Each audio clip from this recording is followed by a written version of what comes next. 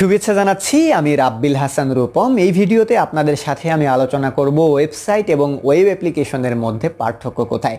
তো যারা আমরা অলরেডি দীর্ঘদিন ধরে কাজ করছি, আশা করি অবশ্যই আমরা এই বিষয়গুলোর সাথে খুব ভালোভাবেই ইন্ট্রোডিউসড। বাট যারা আমরা একেবারে নতুন শুরু করেছি বা বিগিনার, তাদের অনেকের মধ্যেই কিন্তু ওয়েবসাইট এবং ওয়েব অ্যাপ্লিকেশন এই দুই বিষয়ের মাঝে কনফিউশন আছে। অনেকেই দুটোকে আলাদা মনে করে বা কোনটা কি বিষয়গুলো ভালোভাবে হয়তো বা বোঝে না। তো যাই হোক, যারা একেবারে বিগিনার, যাদের ভেতরে কনফিউশন আছে, মূলত তাদের কনফিউশনগুলো দূর করার জন্যই আমি এই ভিডিওটি তৈরি করছি। তো প্রথমে আসুন ওয়েবসাইট আর হচ্ছে ওয়েব অ্যাপ্লিকেশন। আমরা যদি একদম প্রাইমারি স্টেজে চিন্তা করি, আমি আবার বলছি, আমরা যদি একদম প্রাইমারি স্টেজে চিন্তা করি, তাহলে ওয়েবসাইট এবং ওয়েব অ্যাপ্লিকেশনের মধ্যে বেসিক্যালি কোনো পার্থক্য নেই। প্রাইমারি স্টেজ থেকে যদি আমি বলি, তাহলে ওয়েবসাইটও ব্রাউজারে রান হয়, ওয়েব অ্যাপ্লিকেশনও ব্রাউজারে রান হয়। ওয়েবসাইট তৈরি করার জন্য আপনি যেরকম HTML, CSS, JavaScript, PHP, ASP, Laravel, whatever, Django.net ব্যবহার করছেন, ঠিক একইভাবে কিন্তু ওয়েব অ্যাপ্লিকেশন ডেভেলপ করার জন্য আপনি সেম টেকনোলজিগুলোই ব্যবহার করছেন। অর্থাৎ আমরা যদি একদম প্রাইমারি লেভেল থেকে চিন্তা করি, তাহলে ওয়েবসাইট এবং ওয়েব অ্যাপ্লিকেশনের মধ্যে কোনো পার্থক্য নেই। বাট আমরা যদি প্রাইমারি স্টেজ থেকে আরেকটু উপরের দিকে যাই, একটু সেকেন্ডারি স্টেজের দিকে যাই, কিংবা হায়ার সেকেন্ডারি স্টেজের দিকে যাই, সেক্ষেত্রে কিন্তু বেশ কিছু পার্থক্য চলে আসবে।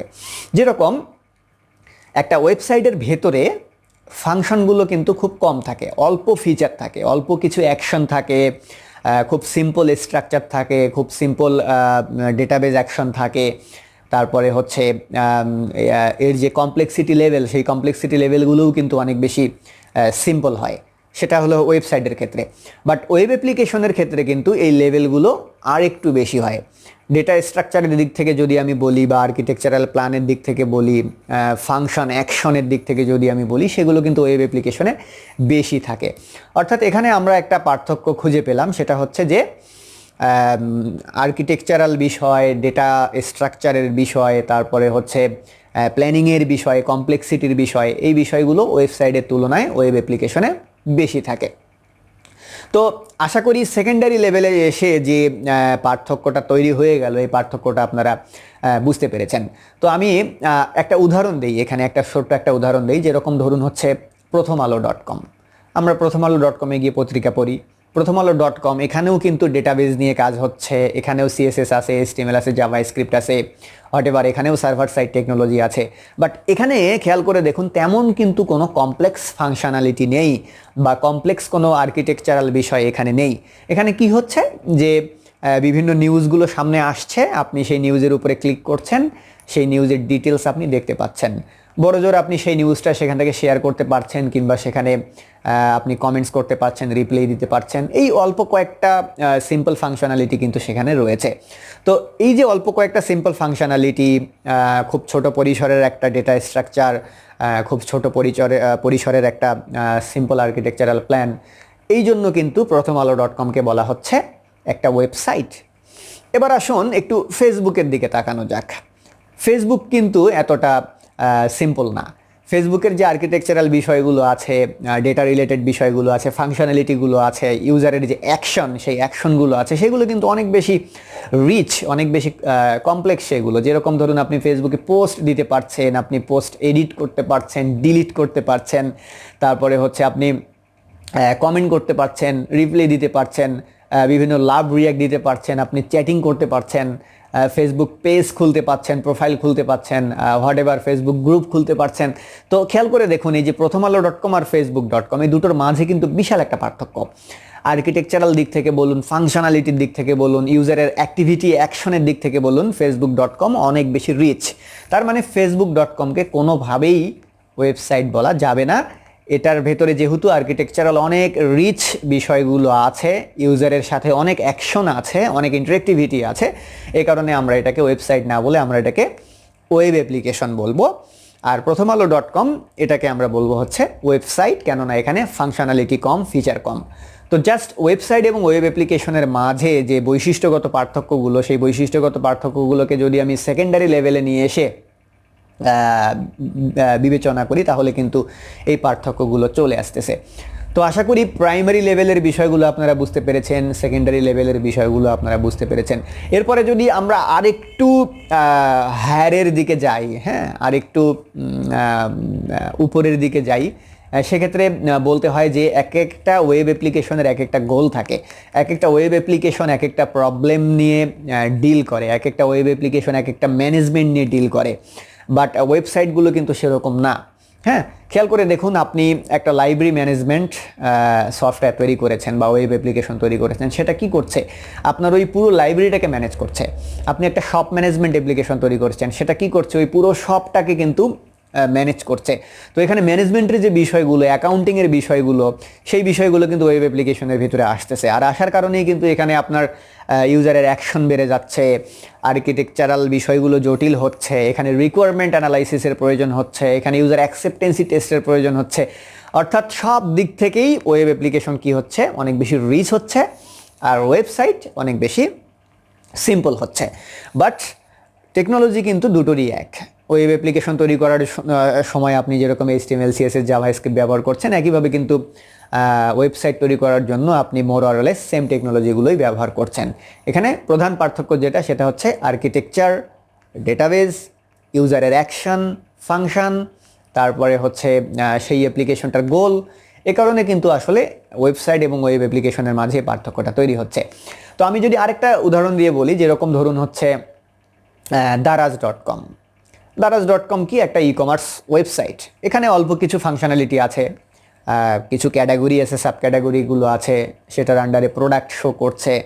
সেই প্রোডাক্টগুলোকে আপনি অ্যাড টু কার্ট করতে পারছেন, আপনি কি বলে সেগুলোকে অর্ডার করতে পারছেন। আপনার অ্যাকশন কিন্তু এই পর্যন্তই এখানে শেষ। অর্থাৎ দারাজ.com একটা ই কমার্স ওয়েবসাইট। এখন এই দারাজ.comকে ম্যানেজ করার জন্য এর পেছনে কিন্তু আবার একটা কন্টেন্ট ম্যানেজমেন্ট সিস্টেম আছে বা CMS আছে, যে CMS এর মাধ্যমে কিন্তু দারাজ.comকে ম্যানেজ করা হচ্ছে। সেখানে কিন্তু ফাংশনগুলো এত ইজি না। সেখানে কিন্তু পুরো ওয়েবসাইটটাকে ম্যানেজ করার জন্য একটা কন্টেন্ট ম্যানেজমেন্ট সিস্টেম আছে, সেখানে প্রোডাক্ট ম্যানেজমেন্ট সিস্টেম আছে, সেখানে সেলস ম্যানেজমেন্ট সিস্টেম আছে, অর্ডার ম্যানেজমেন্ট সিস্টেম আছে, অনেক বিষয় কিন্তু এর পিছনে আছে। তো এই দারাজ.comকে ম্যানেজ করার জন্য পিছনে যে CMSটা আছে, সেটাকে কিন্তু আপনি ওয়েবসাইট বলতে পারবেন না, সেটাকে বলতে হবে আপনাকে ওয়েব অ্যাপ্লিকেশন, কেননা সেটা অনেক বেশি রিচ। এই নট অনলি দারাজ.com, আমি যদি প্রথম আলোর ক্ষেত্রেই বলি যে প্রথম আলো.com কি? একটা ওয়েবসাইট। এই ওয়েবসাইটে এসে আমরা নিউজ দেখতে পাই, পড়তে পাই, সেগুলোতে লাইক দিতে পারি, কমেন্ট করতে পারি, শেয়ার করতে পারি। এই অল্প কয়েকটা ফাংশনালিটি আছে প্রথম আলো.com এ। অর্থাৎ প্রথম আলো.com একটা ওয়েবসাইট। বাট এই প্রথম আলো.comটাকে ম্যানেজ করার জন্য এর পেছনে কিন্তু একটা অ্যাডমিন ড্যাশবোর্ড আছে বা অ্যাডমিন প্যানেল আছে বা একটা কন্টেন্ট ম্যানেজমেন্ট সিস্টেম আছে বা CMS আছে। সেই CMSটাকে কিন্তু আপনি কোনোভাবেই ওয়েবসাইট বলতে পারবেন না, সেটাকে আপনাকে ওয়েব অ্যাপ্লিকেশন বলতে হবে, কেননা সেখানে প্রচুর অ্যাকশন আছে। সেটার মাধ্যমে কন্টেন্ট পোস্ট করা যায়, এডিট করা যায়, ডিলিট করা যায়। হ্যাঁ, অর্থাৎ প্রথম আলো.comকে ম্যানেজ করার জন্য যতগুলো অ্যাকশন দরকার, যা যা দরকার, সবগুলোই কিন্তু আবার সেই অ্যাডমিন প্যানেলের মধ্যে আছে বা ড্যাশবোর্ডের মধ্যে আছে। তো এই ড্যাশবোর্ডটাকে কিন্তু আবার আপনি কোনোভাবেই ওয়েবসাইট বলতে পারবেন না, সেটাকে আপনাকে ওয়েব অ্যাপ্লিকেশন বলতে হবে। তো আশা করি পার্থক্যগুলো আপনারা বুঝতে পেরেছেন যে যখন ফাংশনালিটিগুলো অনেক বেশি সিম্পল হচ্ছে, ইউজারের অ্যাকশনগুলো সিম্পল হচ্ছে, সিম্পল কোনো একটা গোলকে সে রিচ করছে, তখন সেটাকে আমরা বলছি ওয়েবসাইট।